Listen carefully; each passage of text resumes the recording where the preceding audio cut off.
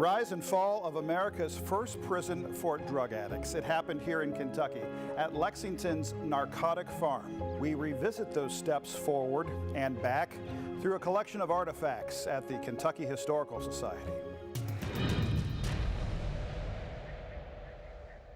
The Narcotic Farm was a federal-funded prison, rehabilitation center, and research center in Lexington, Kentucky between 1935 and 1974.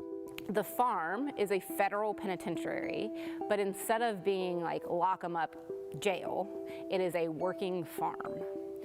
Folks go there, if you are caught with a federal narcotics issue, and you are east of the Mississippi, or you are a woman throughout the country, you are sent to Lexington. Its mission, to understand drug addiction, rehabilitate inmates addicted to drugs, and find a permanent cure. Folks, they're addicts, are trying to make sure that they have their fix, would try to smuggle in both narcotics and the ways that narcotics are transferred into your body. So we have a book that's hollowed out and people are putting their needles and their vials in it. We have purses in the same way with the cut lining.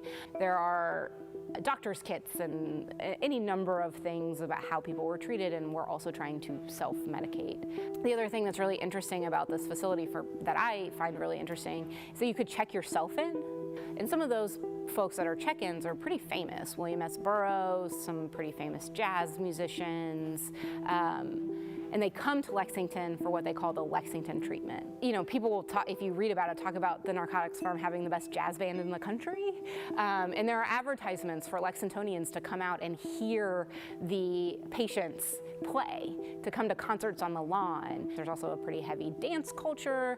Patients would have dances, the bands would play. The Narcotic Farm taught us much about the treatment of addiction, but with some success also came serious missteps that ultimately put an end to this particular model. We also strike out sometimes when we experiment on how to do this, and so that same community of care wasn't as controlled as maybe it could have been, and there were some interpersonal abuses and some other things that were happening by the late 60s and early 70s that become investigated. And so the Nixon administration chooses to defund some of these programs and start funding local efforts to treat within a locality.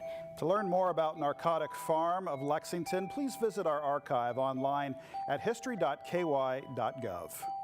From the Kentucky History Center and Museums in downtown Frankfort, I'm Doug High.